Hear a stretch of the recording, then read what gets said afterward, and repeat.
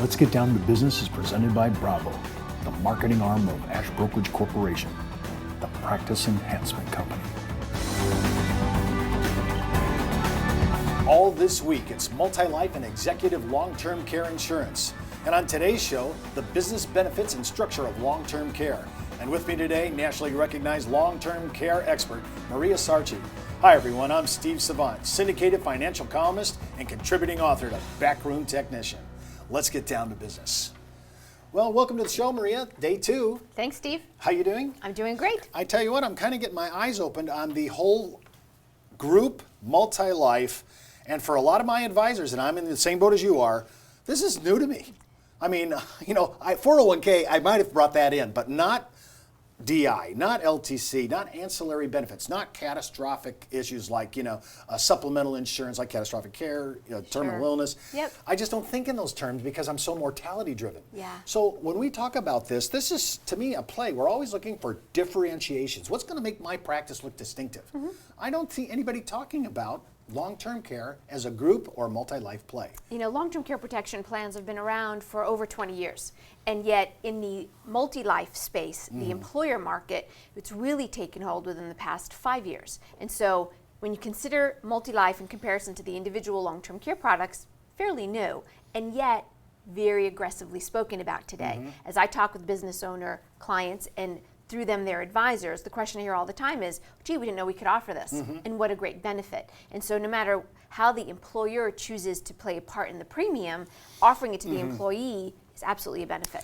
How similar is group LTC or multi-life LTC to regular standalone long-term care contracts? Great question. They're very similar. As a matter of fact, it is actually an individual long-term care chassis, if you will, base product that's offered in the multi-life world. And often what happens is 3 similar plans are chosen, the benefit design is structured, 3 different offerings are typically given, and the employee can choose from any one of the 3. But it's the same premise. You select a monthly or daily benefit amount, you choose your benefit period. Now, is the group making that choice, or does each person within the group get to choose their own specific customization? Typically, the employer will choose 3 different plan designs, and then the employee can choose one of the 3. Okay, so give me a typical, I'm the employer, you're coming to me saying, introduce this into my business. I'm willing to do that. I see the value of it. It's a great recruiting tool. It's a great retention tool.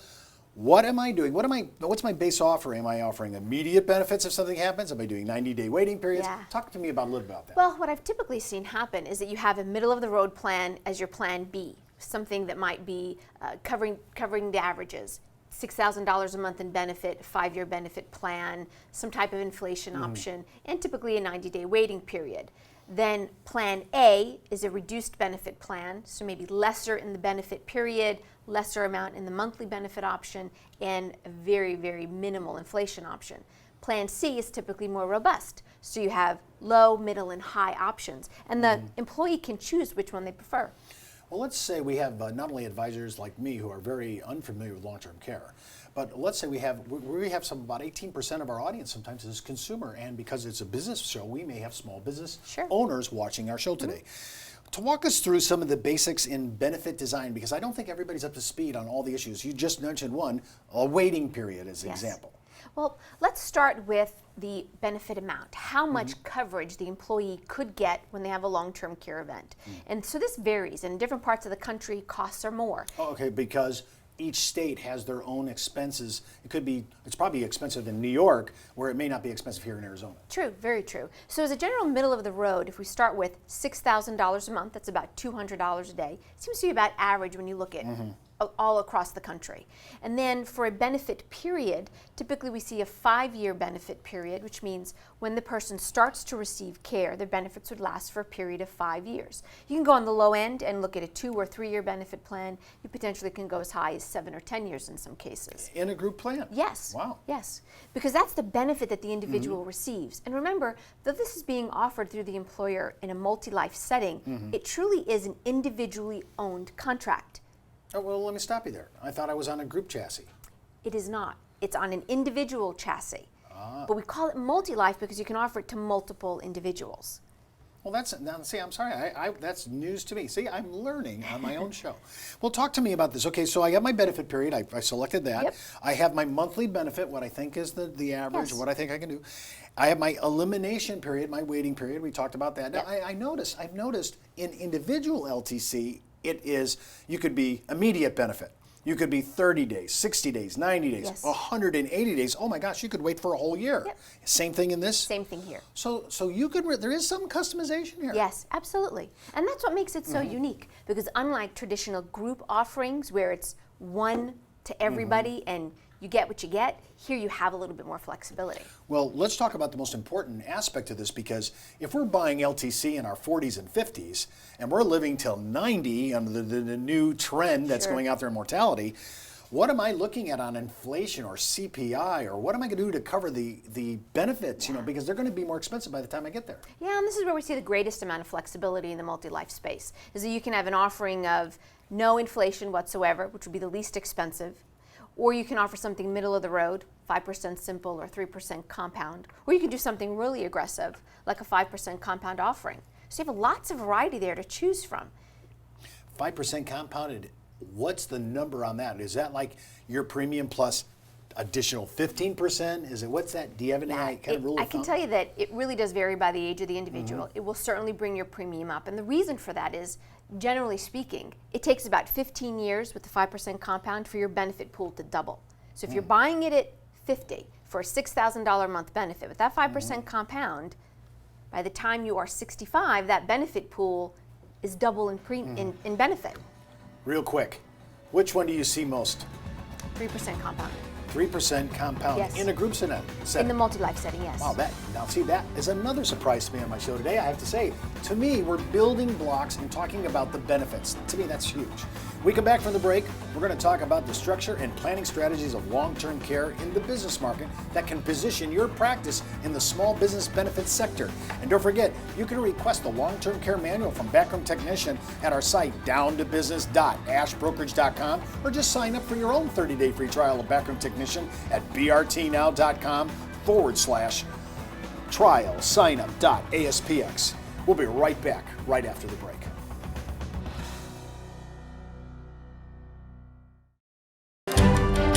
Back in the day, life insurance professionals were called field underwriters. Then, carriers trained their field force in the basics of life insurance underwriting. Today, the insurance industry doesn't educate the agent population as they once did. But now you can have the Informed Risk Guide at your fingertips so you can illustrate a reasonable rate class for your life insurance prospects. Just request your copy of the Informed Risk Guide at downtobusiness.ashbrokerage.com. It's free from Ash Brokerage, the practice enhancement company.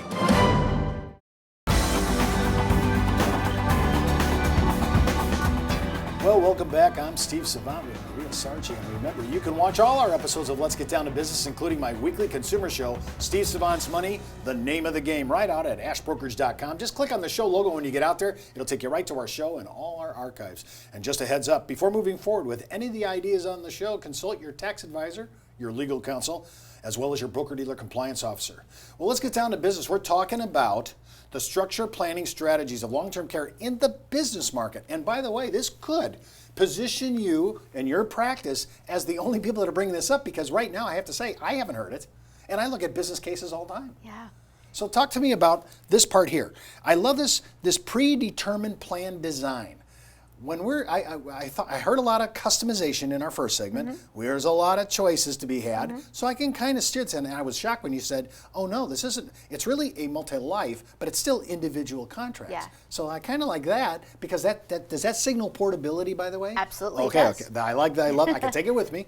Talk to me about predetermined plan design, though. What do you think about that? Well, when we spoke 2 weeks ago, we talked about individual plans, really digging deep and having a person go through their needs and wants and customizing the plan design. Well, in the multi-life space, it's a little bit different. You come to the employees and you have essentially 3 plans to choose from. And so we have found that in that group setting where you're talking to employees, 20, 30, sometimes 100, 150 at a time, having 3 basic opportunities to choose from actually makes the decision a little bit easier.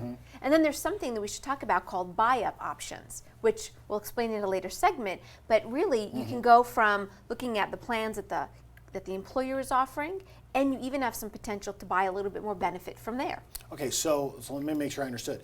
So I have these 3 options and predetermined plans. My employer brought them to me. Yep. Those are your 3, your cookie cutter. However, you could say, you know what?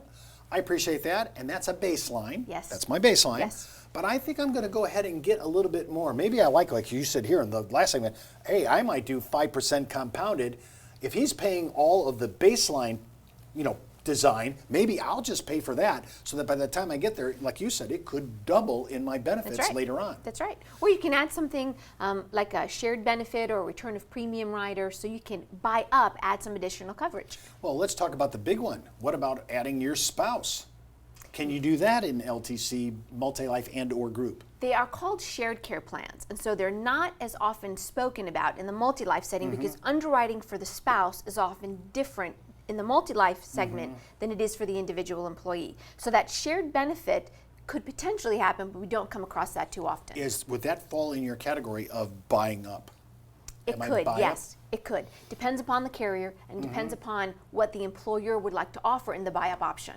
Well, I like the option. I just like the ability to buy up. I mean, because I'm sure the employer is probably buying, the traditional employer is probably setting a baseline number. Here are my plans, they're basic. I can add. It's kind of like I remember when we started doing short-term DI in group plans. Everybody's pretty much doing the 2-year no elimination period. Oh, but if you wanted to buy for your executive staff, if you wanted to be discriminatory for the admin people that were running your firm, you could carve out some executive benefits like DI. Can I do the same thing in LTC? You can. You absolutely can. But I want to go back and touch upon what you said about buying up. Remember, there's often 3 plans that are offered. So you have a plan with lower benefits, middle of the road, and then high-end benefits. So often we find folks choosing that higher end if they feel that those 2 other plans aren't enough. And where the buy-up option, where we see that happen, is more with a return of premium type solution.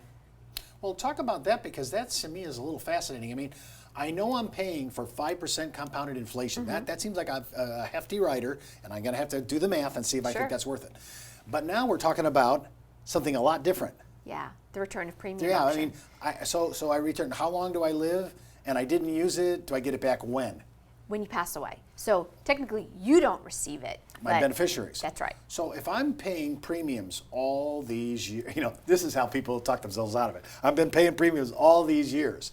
I might have a reconciliatory issue here on my balance sheet. I die, and I didn't use long-term care at all, right? Which would be my goal, but probably not my future. But I have that return to my spouse as my beneficiary, as an example. So whatever I shelled out all those years are brought back. What's the price tag for something like that? It often can take the premium up at least by a third. So pretty expensive option to have. And often used for that individual who says, look, I really don't want to have to pay premiums into something. What if I fall into that 30% category of never needing care? So remember, when we talk about care planning, it's peace of mind. So purchase features in your plan design that bring that peace of mind full circle. And if return on your premium is one of them, add it. Take a look at what the cost would be. Well, I remember about a decade ago when GPS was introduced into cars. It was so expensive. But the people who are affluent all bought it. Yeah. It had really nothing to do with driving. It's just a Rand McNally roadmap on a digital platform. Yeah. Really there wasn't much to it. But oh my goodness, that which was an anomaly and a huge affluent option, and now has become almost standard state of the art. I see this kind of going that way, where people say, I'm going to cover this on my inflation. I'm going to buy up on my inflation. I'm going to start to buy up on other issues like return of premium. Now, if I'm younger when I do this, is the return of premium price tag a little less? Or as I get older, it's actually less because my timeline is shorter? Actually, what I've seen is that certain benefits when you buy younger, such as inflation or return of premium, cost more because you've got a longer horizon in front of you. So if I'm dealing with 60 plus, this may be okay because the actually mortality timeline. Absolutely worth it to look at the option. Absolutely. Well, I think you need to look at that. That to me is a huge issue. Well, that's our show for today. Remember, you can read all my online news commentary, advisor blogs, and articles on Producer's Web, as well as answers to my consumer questions at the Insurance Library. Don't forget, you can view all our past episodes by going out to our on-demand section at downtobusiness.ashbrokerage.com. So if you want to follow me, check me out on Twitter, Facebook, LinkedIn, or just email me, steve.savant@ashbrokerage.com. And remember, you could be wiser as an Ash Brokerage advisor. I'm Steve Savard. See you tomorrow.